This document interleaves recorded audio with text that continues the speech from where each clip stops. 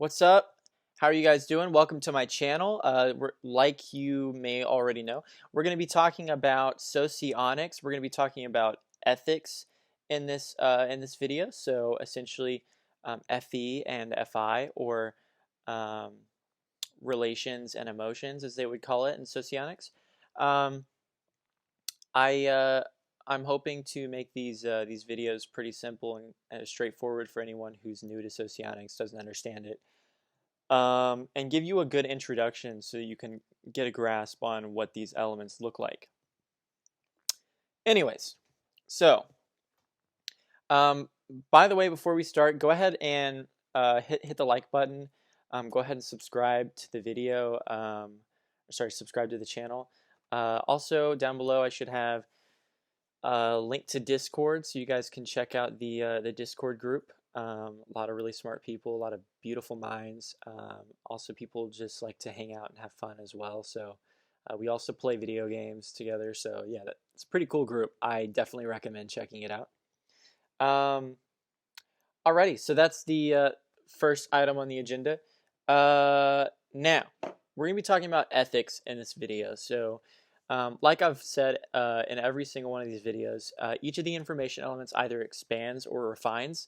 And depending on what information element we're looking at, or what dichotomy we're looking at, that's going to look different. So for example, in the last video, we talked about how we have logic expands and logic contracts, and I called logic expanding utility, and I called logic contracting or refining, refining's a better word, framework.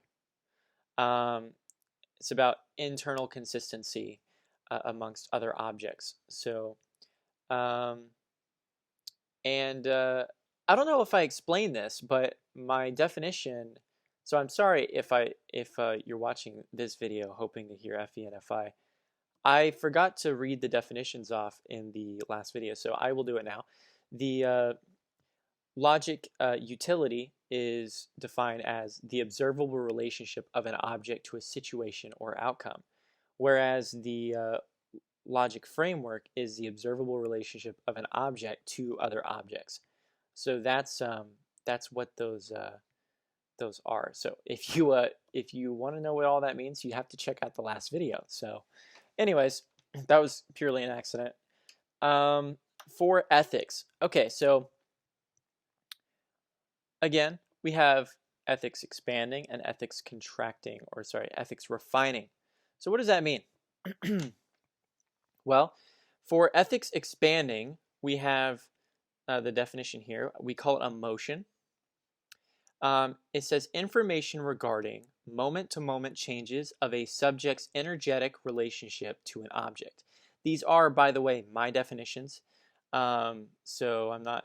If you want to know, I will probably have that linked in the description as well. Whereas ethics motive, or the refining of ethics, is information regarding a subject's fixed energetic relationship to an object. So again, the difference here being emotion is moment-to-moment changes of a subject's energetic relationship to an object, and ethics motive, which is information regarding a subject's fixed energetic relationship to an object. So that's the difference between them. And just know that while I say subject and object, object could be either another person, or how something, or an object in and of itself, whereas or an idea is another thing. So when I say objects, I should have clarified this earlier. When I say objects, especially with the rational elements, this can refer to either an idea or or an actual object. So remember, we talked about concrete information and abstract information. So when we're ordering those things, it can either be a concrete thing or an abstract thing. So the way we order this information can either be in the external world or in the internal one. So yeah, that's the first thing I want to point out.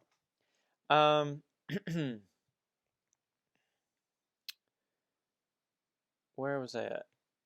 Okay, so essentially with ethics, difference being emotion and motive. So what do I mean by this? Well, I want you to imagine that you're having a nice dinner with a bunch of friends, and it's wonderful. I mean, everyone's having fun. They're making jokes, having a good time, drinking wine, whatever it may be. But then, like, one person kind of has a problem with another person, um, and they kind of get into it. And when they do, it really fucks up the mood. You know what I mean? Everyone's kind of like, it just fucks up the atmosphere. So that right there is a good illustration of emotions, kind of. It's a little bit of both, but mainly from the perspective of emotions, right? So what do I mean by this? Well, essentially, emotion is moment to moment change of a subject's energetic relationship to an object. So it's like an atmosphere, right? Like here we are, we're having fun, and then the atmosphere changes and it fucks up the mood. It messes up the emotional atmosphere. Everyone's like, oh shit, like this sucks. Everyone's upset. It's just like it's not lighthearted anymore. It's not fun. Whatever. That's that's emotions that I'm paying attention to there, which is how everyone's feeling right now, right? Whereas ethics motive is a lot different, and it's really fascinating actually. So the way I'm going to explain ethics motive is with an analogy of magnetism. So let's say you got two magnets, and you put the positive ends towards each other, and you were trying to force it together. There's this repulsion there, right? You can't push them together, or at least it's really difficult to. So let's say that there's someone that you know that repulses you so much, that to even shake their hand is so difficult, right? You're just so disgusted by this person.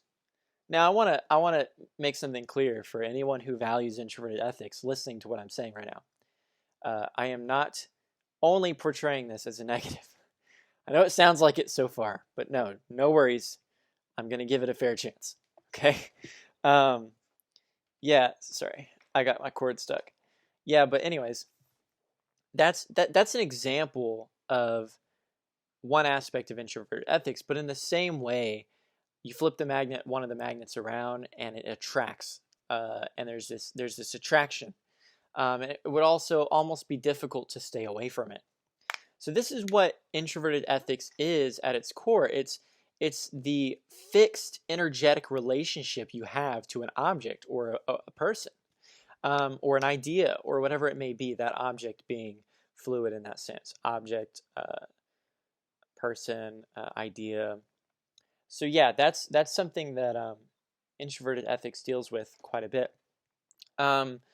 It's like a polarity there.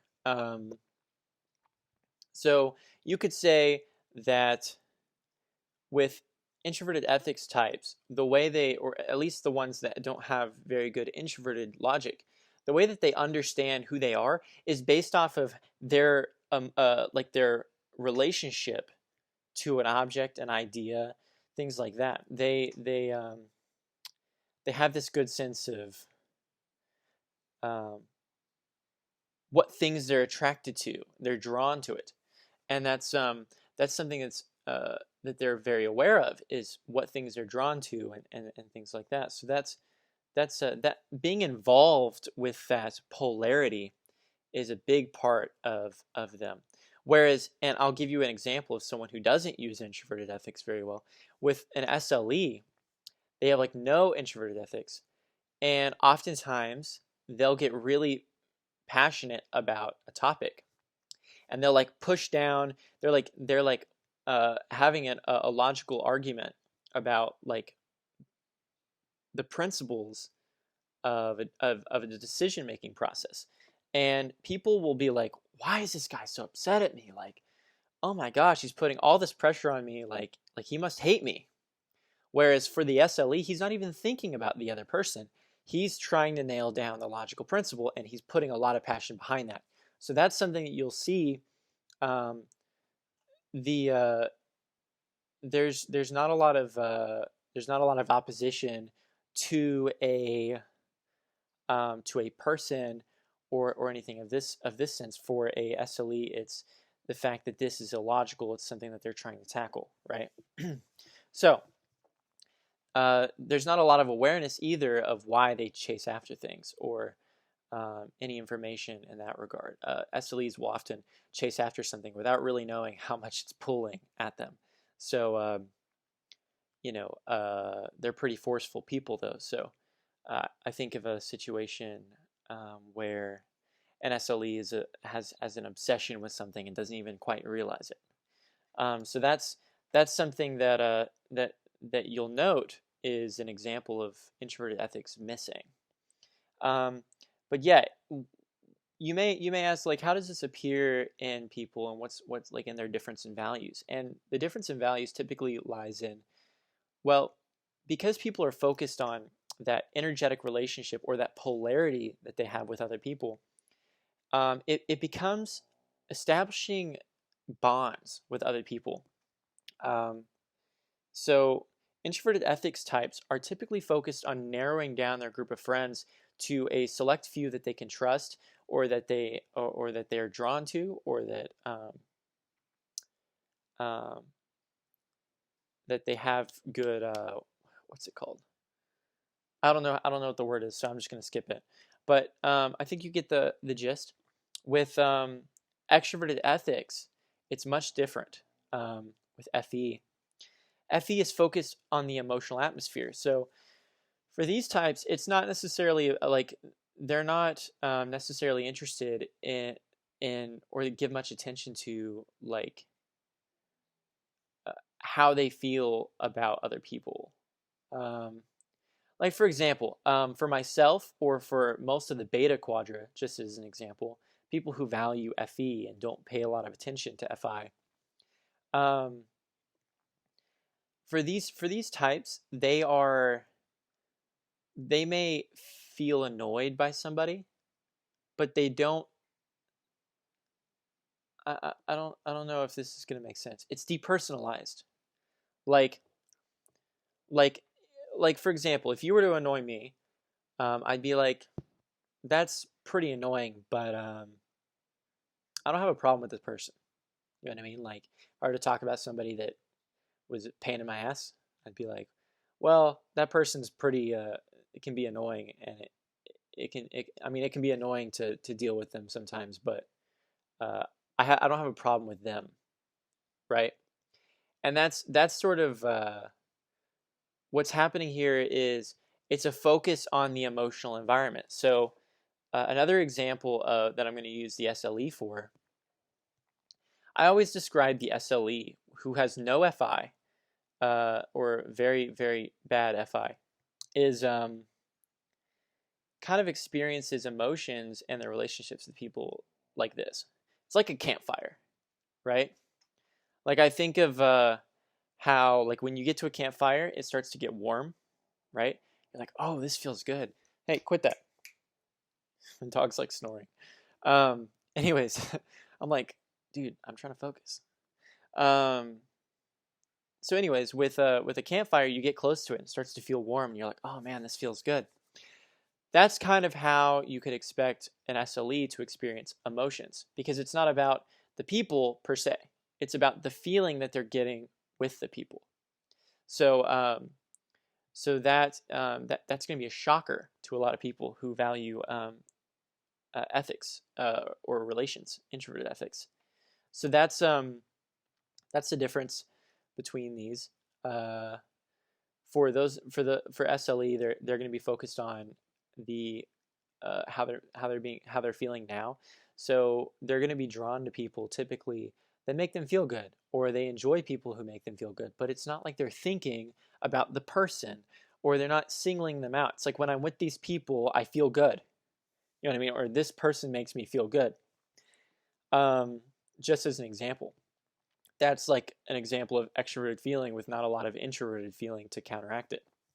So, but with introverted feeling, there's this involvement, and your relationships and your sense of ethics is defined by the other person and like how your interaction is. So, it's being involved with the sense of magnetism or polarity in the environment. So, typically, for someone like me, especially, FI types can come off as judgmental, and the reason being is because they're so focused on their polarity with other people that that for me, I mean, I'm the type of person who recognizes and understands or perceives the polarity, but doesn't care about it just based off like my functional stack. So for me, I'm anytime someone has a problem with another person, I'm seeking to sort of take that polarity that's there and kind of clear it out, clear the atmosphere, right? Because I'm focused on how people are feeling right now, and I want to make the environment streamlined. Whereas, whereas with introverted ethics, it's being involved with that sense of polarity. So it's very different. Extroverted ethic types are focused on the emotional environment, how people are feeling. It can be about inspiration, getting people riled up, um, depending on how it gets put into a type. But then for the introverted feeling type, it's that sense of polarity. Um, it's about maintaining and establishing these bonds, pushing people away, bringing people in. That's that sense of polarity and individual bonds. So something that you'll see with some types, especially types that have like moderately good extroverted ethics or FE, that they translate to FI, you'll see they do stuff like they think that everything that's being said pertains to the relationship. So like if I were to make banter with someone who has like decent FE, I could throw out a joke and they may think that my joke or what I'm saying actually pertains to how I think of them or my relationship with that person. Whereas really, I was probably just throwing it out there to create a funny moment or a funny situation or environment. So that's an example of the difference between the two. So yeah, that's pretty much how those two work. Um, I hope you liked that or thought the information was good information. Um, So yeah, I think that was solid. I can't really think of anything else to say about that. I think that covers it at least from what I can tell. So, um, anyways, yeah, I hope you liked the video. Go ahead, like the videos, hit the subscribe button for me. Check out the Discord in the description. Um, join our community. It's a beautiful, wonderful community. But yeah, I'll talk to you guys soon. Thank you guys so much. You enjoy the rest of your day. Peace.